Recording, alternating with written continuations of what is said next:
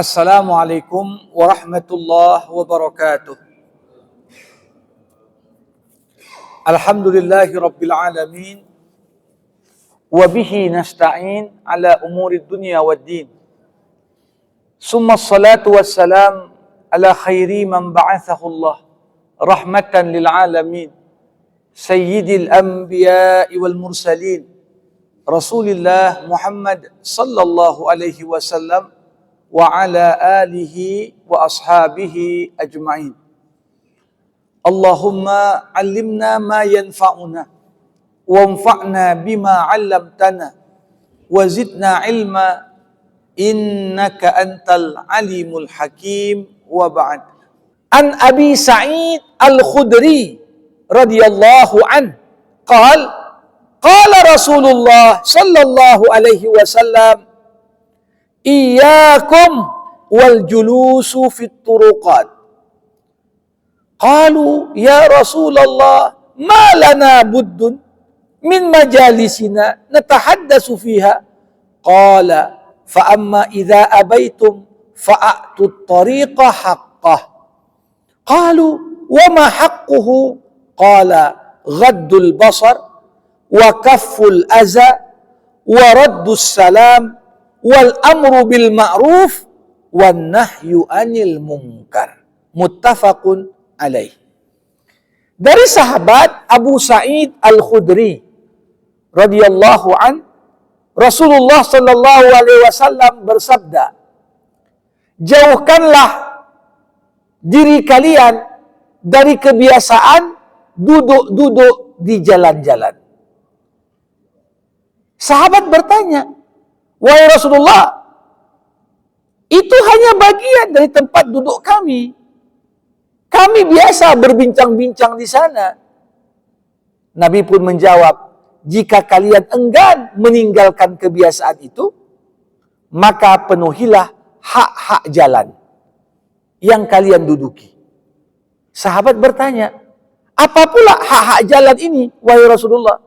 Nabi menjawab, menundukkan pandangan, tidak mengganggu, menjawab salam, menyuruh kepada kebaikan, dan melarang kemungkaran. Hadis riwayat muttafaqun alaih. Nah, hadis yang tadi saya bacakan dikenal dengan hadis nongkrong. Orang kan suka nongkrong-nongkrong. Di mana ada jalan, ada tempat duduk, ada apa, udah duduk di situ. Sambil bincang, ngopi, membicarakan tentang banyak hal. Nah, Rasulullah Muhammad SAW mengingatkan, hati-hati kalian dengan nongkrong-nongkrong di pinggir jalan. Jadi nongkrong-nongkrong di pinggir jalan ini tidak jarang melahirkan beberapa mafsadah, kerusakan. Yang mana tentunya sama seperti kebiasaan-kebiasaan lain. Kalau orang udah biasa nongkrong-nongkrong pinggir jalan, ketika dilarang, payah juga untuk meninggalkannya. Karena itu sudah menjadi habit, kebiasaan. Nabi mengatakan, kalau kalian belum punya kebiasaan itu, ya jangan mulai. Karena orang terbiasa nongkrong-nongkrong, walaupun hanya sekedar katanya, itu kan sekedar tempat untuk bincang-bincang kami. Nah, apa kata Rasul? Kalaupun kalian tak ingin meninggalkan nongkrong di pinggir jalan, maka ingat, jalan itu pun punya hak. Orang yang lalu lalang di jalan yang kita nongkrong di pinggirnya, mereka punya hak. Dan ini adalah potret bagaimana nilai peradaban dalam Islam. Luar biasa ini. Ya. Sampai tata cara aturan nongkrong pun ada dalam Islam. Coba sebutkan undang-undang atau peraturan presiden atau peraturan menteri mana yang ada ceritakan peraturan tentang nongkrong. Enggak ada. Ya. Bahkan kadang-kadang ya, peraturan ya, sebuah instansi yang kecil saja, peraturan sekolah, nggak ada cerita tuh Kak, peraturan tentang nongkrong. Tapi lihat, hadis Nabi menggambarkan tongkrongan ini pun kalau tidak diatur, kalau tidak dibatasi, bisa melahirkan sebuah kemudaratan. Apa hak jalan yang perlu kita perhatikan? Nabi Muhammad mengatakan, hak orang-orang yang lalu lalang di jalan. Kewajiban orang-orang yang nongkrong di pinggir jalan. Itu ada 5. Inilah yang perlu untuk kita pahami. Yang pertama apa? Kewajiban orang yang nongkrong, ghaddul basar. Ini pula yang paling payah. Apa itu? Menjaga pandangan. Kalau orang sudah duduk nongkrong-nongkrong pinggir jalan, semua dikomentari, lewat mak-mak, itu istri siapa itu? Lewat mobil bagus sikit, itu siapa yang punya mobil tuh? Semua yang lewat kita komentari. Kenapa? Mata kita kelelapan, nengokin semua. Padahal membebaskan pandangan tanpa ada batasan itu melanggar aturan agama. Qul lil mu'minin yaghuddu min absarihim wa yahfazu furujahum. Katakan kepada orang-orang yang beriman, hendaklah mereka menjaga pandangan dan memelihara kehormatan. Kalau dalam bahasa hadis Nabi yang lain, Bapak Ibu, an-nazratu sahmun min sihami iblis. Pandangan itu adalah anak panah iblis. Kalau kita mau jujur, semua kejahatan diawali dari pandangan. Seorang pencuri pengen mencuri, kapan dimulai? Dari dia melihat, bagus sekali motor orang itu. Kalau dia nggak nengok motor itu, nggak akan muncul keinginan dalam hati. Berapa banyak kasus perselingkuhan? Berapa banyak kasus, ya kadang-kadang seks bebas? Dari mana dimulai? Dari pandangan. Makanya bahaya orang nongkrong kalau tidak memperhatikan hak pengguna jalan yang lalu lalang, tak dia perhatikan apa kewajiban orang yang nongkrong pinggir jalan, ini akan membuka pintu mafsadah yang begitu luar biasa besar. Jadi kewajiban pertama apa? Jaga pandangan. Bukan artinya dilarang secara mutlak nongkrong di pinggir jalan. Silahkan nongkrong, tapi nongkrong yang menjaga pandangan. Jamaah rahimakumullah. Nah, ini pernah terjadi di zaman Nabi. Seorang anak muda jalan di kota Madinah berpapasan dengan seorang gadis yang cantik sekali. Mata pemuda itu pun tidak berpaling melihat gadis itu. Tengok dia. Sampai terjadi apa? Pemuda itu tanpa disadari menabrak salah satu dinding. Hingga hidungnya berdarah. Lantas kemudian pemuda itu mengatakan, aku tak akan bersihkan darah dari hidungku ini sampai aku tanya hukumnya sama Rasulullah. Datang dia menghadap Nabi, dia ceritakan, ya kenapa bisa kau tabrak dinding? Ya aku nampak cewek tadi lewat, ku pandangi terus sampai aku tertabrak tanpa ku sadari. Turunlah ayat, kullil mu'minin yaghuddu min absarihim wa yahfazu furujahum. Katakan kepada orang-orang beriman, hendaklah mereka menahan pandangannya. Jadi problem nongkrong itu apa? Ya tadi, kalau kita mampu menjaga pandangan, boleh. Kalau kita nongkrong sambil melepas pandangan kemana-mana, hukum nongkrong pun bisa berubah jadi haram. Kenapa? Karena nongkrong membuka peluang melepas pandangan tanpa ada batasan. Ini yang kedua, yang pertama. Yang kedua, apa itu? Dikatakan dalam hadis Nabi, wakaful aza. Kewajiban orang yang nongkrong di pinggir jalan adalah tidak mengganggu. Itu kewajiban.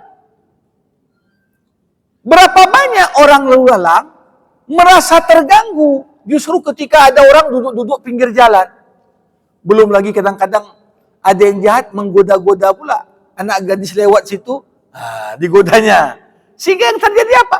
Orang merasa terganggu dengan keberadaan mereka yang duduk di pinggir jalan itu.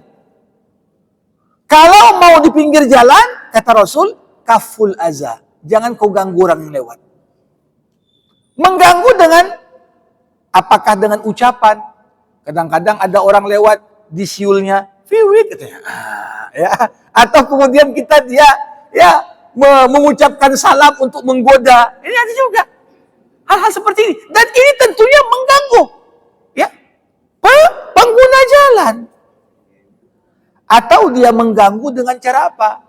Mengganggu dengan cara, bisa kita katakan, ya mungkin melempar bahaya, benda-benda yang dapat membahayakan pengguna. Ditaruhnya pula paku situ, ditaruhnya pula beling di sana, sehingga kalau orang lewat, ya bisa terkena objek yang membahayakan diri mereka. Ya kadang-kadang jalan yang luas pun jadi sempit. Kenapa? Ditaruhnya pula, ya di sana hal-hal yang mempersempit bahu jalan. Padahal jalan udah sempit, ditaruh lagi sebuah situ mungkin meja kah atau apakah, duduk nongkrong di sana, yang pada akhirnya makin mempersempit hak-hak pengguna jalan. Yang ketiga, kata Rasulullah, apa itu? Waraddus salam. Kewajiban orang yang nongkrong di pinggir jalan apa? Kewajiban dia, kalau ada yang mengucap salam, maka hendaklah dia menjawab salam tersebut. Coba bayangkan, dalam Islam, itu kalau ada orang lewat, kewajiban orang lewat, mengucap salam kepada yang dilewati. Yang sedikit, mengucap salam kepada yang banyak. Yang berkendara mengucapkan salam kepada yang berjalan. Orang yang berjalan mengucapkan salam kepada yang duduk. Coba bayangkan tadi, orang nongkrong rame, duduk di situ. Berarti kan semua yang lalu lalang situ mengucapkan salam sama mereka. Assalamualaikum bang, assalamualaikum pak, assalamualaikum ya dek.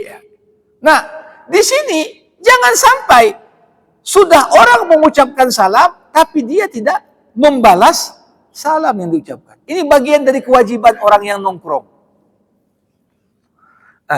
Jadi dengan zaman sekarang kita perhatikan, gaya hidup nongkrong ini makin lama makin ya jadi tren. Ini perlu hadis ini disosialisasikan. Jadi jangan nongkrong menjadi ajang menambah dosa. Tapi bagaimana supaya nongkrong tadi tidak melanggar aturan syariah? Pertama tadi menjaga pandangan, yang kedua tadi menyingkirkan ya bahaya-bahaya yang mungkin bisa menimpa pengguna jalan dan tak mengganggu mereka. Yang ketiga, membalas salam. Yang keempat, wal amru bil ma'ruf. Jadi orang nongkrong-nongkrong pun tak boleh lupa dari kewajiban amar ma'ruf. Duduk dia di pinggir jalan, nampak ada orang, ya ingatkan kebaikan. Ingatkan dengan amal-amal soleh yang bisa mendekatkan orang yang bersangkutan kepada Allah Subhanahu wa Ta'ala. Jadi kalau duduk nongkrong-nongkrong, di dalamnya ada amar ma'ruf, maka ini justru duduk nongkrong yang berbuah pahala. Tapi kalau ada orang meninggalkan kebaikan, kita nggak ingatkan dia, kita nggak motivasi dia, kita nggak, ya artinya nongkrong-nongkrong di situ kasih contoh juga. Ada pengemis, kita kasih duit, gitu dia. Jadi jangan udah nongkrong dilalui orang banyak, tapi kita tidak menunjukkan bagaimana berperilaku yang seharusnya dengan menyeru kepada kebaikan.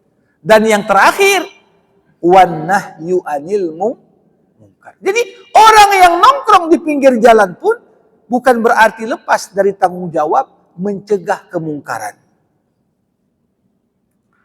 Jadi nongkrong-nongkrong dia, kalau ada nampak orang mau dijambret, ya ini harus nahi mungkar, mencegah. Ya, ada orang terjatuh, dibantu yang terjatuh. Jangan nongkrong-nongkrong nontoni orang aja. Justru ada yang kesulitan tak dibantu. Ya, ada amal soleh tidak dipromosikan, ada amal keburukan dibiarkan. Nah, jamaah rahimakumullah. Jadi disinilah kalau kita melihat bagaimana indahnya ajaran agama, bahwasanya apa? Ya, kenapa Nabi Muhammad tak larang secara mutlak duduk-duduk nongkrong tadi? Ya, karena hukum nongkrong tergantung pula pada apa yang menjadi alasan kita nongkrong. Kalau duduk di kafe di pinggir jalan dari pagi hingga siang membicarakan masalah ekonomi umat. Wah, ini kan artinya bukan nongkrong yang buruk artinya. Ada buah-buah pikiran yang mungkin dapat ditindaklanjuti dengan sebuah proyek, sebuah karya. Tapi ketika duduk nongkrong hanya sekedar membicarakan masalah bukan saja tak penting, tapi juga masalah yang enggak dibolehkan dalam agama. Maka hukum nongkrong berkaitan erat dengan apa yang dijadikan pembahasan dalam tongkrongan itu. Kalau seorang nongkrong-nongkrong tapi dari awal sampai akhir hanya untuk menggosipi orang aja. Dapat enggak kabar terbaru? Si Fulan dia berantem sama istrinya. Ini habis semua dibahas. Ini menjadi haram. Karena tongkrongan itu justru hanya menjadi ajang kita memperlebar, membuka aib orang, kemudian menggibah, majelis gibah. Nah, tapi bukan hanya sekedar duduk membincangkan hal-hal yang baik. Tetap ketika kita pilih tempat nongkrong di pinggir jalan, maka hak-hak pengguna jalan, kewajiban kita terhadap mereka yang lalu lalang di jalan tak keluar dari 5 hal tadi. Ya, jaga pandangan, jangan biarkan kesempatan, karena emang posisi KP-nya di pinggir jalan, asyik tengokin orang lewat aja. Matanya kemudian dibiarkan lalu lalang untuk melihat semua yang lewat. Kemudian justru dia menyakiti orang dengan ucapannya, dengan sikapnya, dengan perbuatannya, atau gara-gara dia memarkirkan kendaraannya, memarkirkan sepeda motornya yang justru mempersulit orang lalu lalang di situ. Yang ketiga, waraddus salam. Nongkrong-nongkrong tidak menggugurkan kewajiban kita membalas salam, serta 2 hal terakhir, menyeru kepada yang baik dan mencegah dari segala yang buruk. Demikian apa yang dapat kita bahas dari 2 hadis yang tadi telah kita didiskusikan. Sebelum saya tutup, tentunya kita berikan kesempatan Bapak Ibu yang mau bertanya, berkomentar tentang 2 hadis ini, dipersilahkan.